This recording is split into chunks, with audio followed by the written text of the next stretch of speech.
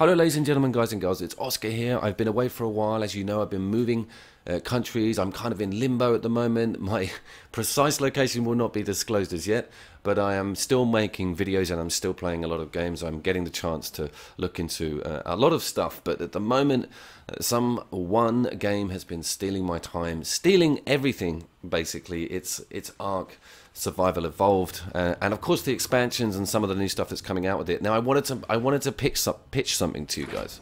I basically want to sell the idea of this game on a co-op basis, a co-op online basis, and there's a little bit of a story behind this game. Ark kind of came to me as a two-player couch co-op split-screen game. I really did ignore the single-player experience, and I also just didn't get involved in any sort of PvP online experience, or PvPe online experience even. The game is a survival game. It's about crafting. It's about living, you know, on an island in the middle of nowhere, existing with these creatures. And there is a lot of gathering, and there is a lot of running here, running there. But then you get that amazing moment, as with all these games, where you actually manage to craft something, put some foundations down, make a mark on the landscape, and this starts to add more freedom. The various different elements give you upgraded building materials, and things can get mammoth on scale. And as you can see here, you know, I've built huge structures from stone, as opposed before it was wood, and prior to that it was thatch. This is a great aspect. The base building aspect is a great area of the game on its own, just to experiment with the different building materials and also building shapes and the integral role that buildings have within the actual game itself in regards to the dinosaurs. The unlock screen is very clever because it's sort of a timeline of invention. So you're going from Neanderthal man quite literally up to scientific sci-fi, metal, glass and all this other stuff. So that's very interesting. But a lot of people have an experience like this with Ark, which is understandable. Fuck, what the fuck? He's out. He's out. Oh god, you might want to get on your... Yeah, sudden death is an annoyance with this game, and it's also got sort of a semi-permadeath with a lot of the dinosaurs. We're going to explain a lot of more detail on that section in a bit. But basically, it's three phases with me with this game. I sat down with it, couch co-op, had a little muck about. Yeah, I thought it was great. It ran a bit weird because of the graphics and the split screen. Then I put a video out about 3 weeks ago, or 5 weeks ago maybe, about why I went back to it, because I've got into YouTubers who were playing it and let's play videos of it, and I'm so intrigued, and I was like, I own this game. I haven't given it the time it deserves. Went back to it on a single player level, but then I came to it on a co-op online PvE level. Okay, not PvP. Okay, so this changed everything for me. And again, it was one of my pet loves, which is to introduce new games to new people, show them new mechanics, you know, help them along, get them to love a game that they would have otherwise ignored or just thought was shit, you know, from a lot of the footage. And I thought that a lot of this game was shit from the footage, because one of the things that annoys me is the font type of this writing that goes across top of the screen. That gets my wig. But things just started getting really interesting, really fun, really co-op focused on resource management, on building our bases next to each other, on collecting and gathering different dinos to complement each other, going out on hunts, going out gathering resources, going out and taming dinosaurs, and just blatantly having a great time. The game opened up massively, and this is a reason why I think I'm feeling so passionate about Ark at the moment, is because this is kind of my first really true online server-based experience where I'm hosting a non-dedicated server, and of course I've got my permanent world there that I can go and see whenever I want. I'm falling in love with that idea. Something like Minecraft, etc. I've been doing that with people for years, and it's not something I got to enjoy. You know the way.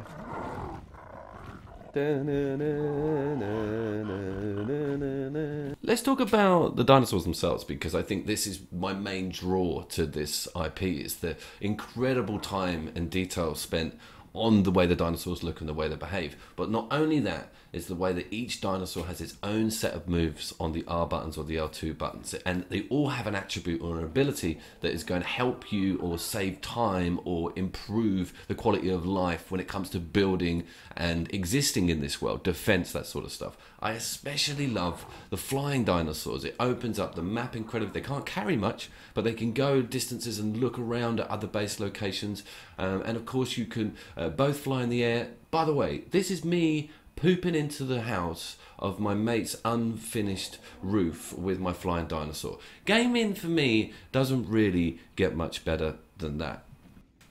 Random encounters in the game are also one of my, favourite aspects of the whole title. Stop, look, listen. What's wrong with this picture? Bet you guys can't see it. Fucking great dinosaurs. They barely appear. I love the idea of being able to roam this landscape, come across different dinosaurs, not only fear them, because if you lose the dinosaur that you're on, it is devastatingly bad. I've stopped naming them purely because I'm just at loss with myself when I lose one of these creatures, because you punt somebody. We'll go into that in a second.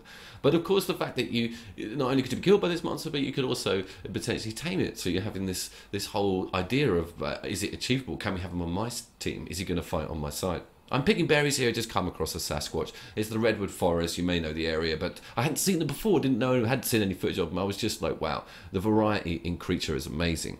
Now, let's get a tame in, and this is where things get really tense.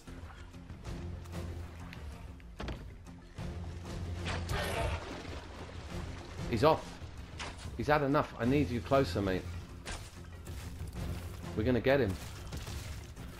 But I need more arrows now. This is it. He's on the run. Oh, your Mars out there still.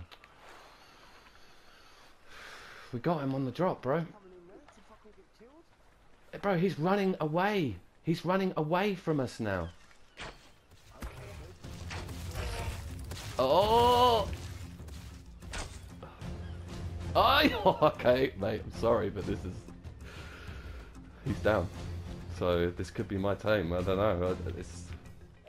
Taming the dinosaurs is actually my favourite thing of the whole game. If you play GTA, especially the latter GTAs, I got into getting every single car, or all the supercars, having them in my garage, having them all matching colours. GTA 5, you can do the custom jobs and I had everything in this like black and yellow thing going on. It's exactly the same here. But the dinosaurs have such an incredible variation on the colours that they are. Not one breed can be a whole different spectrum of colours. You can find a really cool looking one. You can also find those mechanical ones that we saw earlier.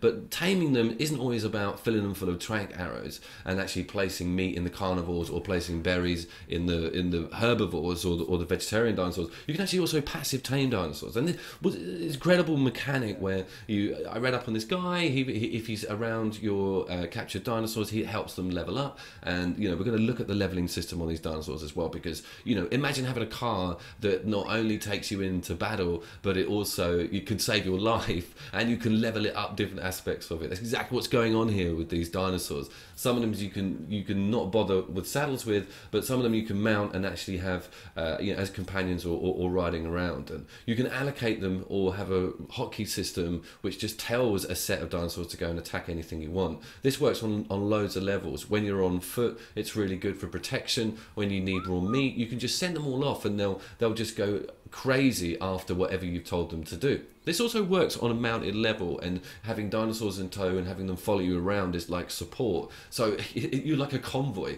but you've handpicked these guys and you know what breed they want. You've leveled them up, every single one of them. You've tamed them all. They're like your soldiers. You know them all intricately well. It's such a great feeling. It's almost like a sort of Pokemon meets Jurassic Park for me. A really awesome aspect of getting a dinosaur, having that RPG element attached to it, so you can up its stats, it can carry more, and it will keep leveling up. The longer you keep this thing, the higher level it will get. And you also have bonus levels carry over if you do an efficient tame, if you put the correct stuff in, if you're nice and quick, if you make sure the dinosaur doesn't get damaged during the taming process, which is also very dangerous and also very tense. And that's another thing that I wanted to talk about. Is I fell in love with these mechanics a while ago, but even more now on a co-op level, and even more now we've got this amazing Vulgari map with these cool, awesome insects. Remember, we've got beetles, praying mantis, massive flying insects and spiders. It's so cool to see insects taken really well care of, or good care of in this game as well as the dinosaurs, as well as being crazy. But talking about the taming and the duality of taming and doing it co-op, the tension is incredible. Here comes the green one.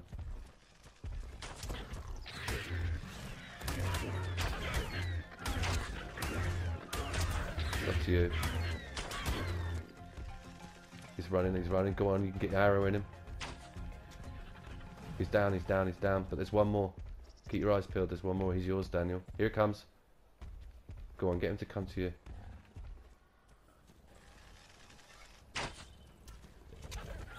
Go on, that's it. Your pedestal's fine. Just aim it. He's off. Oh! Getting a successful tame is not only exhilarating, it's rewarding, it's incredible. It's a really great feeling. A lot of hard work, you know, goes into setting it up correctly. Now I'm just showing you some nighttime footage here and some day weather cycle stuff. I'm really impressed with the mist, the fog, and the rain and the rotation that the weather is on in the game. They seem to mix it up enough to make it feel quite natural. And I love the idea of being caught in a rainstorm. You're taming a dinosaur. You're in the forest. It's pouring it down. I love the idea of the natural light that comes from the torches. Obviously you do get proper light later in the game and technology, but creeping through redwood with a pack of raptors behind you, you feel safe, you feel reassured. That's your boys, they're looking after you. But it's that tension, it's that high risk. It's incredible. The emotional roller coasters that you go on when you play a game like this for a couple of hours is huge, because of the death mechanic, because you have to go back and get your things, and sharing that experience with someone else is absolutely amazing. One of the things I wanted to point out is the Valguero map is beautiful, but I'm playing on my friend's server, and I get this strange granulation on the distance resolution, and I want to find out if anyone else is getting that. I don't get it on my own server on the island. I wonder if it's a Valguero thing or whether it's to do with internet connections, you know, sharing servers, that sort of stuff. Any help on that would be just incredible.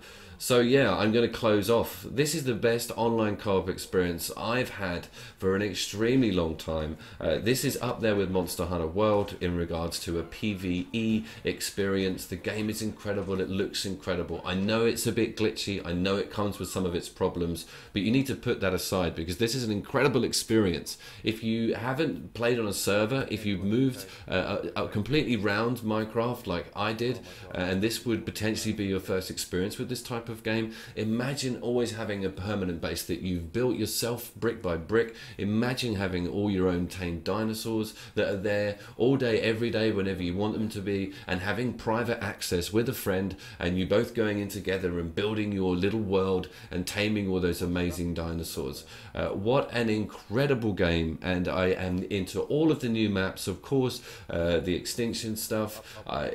Awesome. I totally recommend this. As always, guys, I will see you down there. Thank you very much. There we go, they're all in.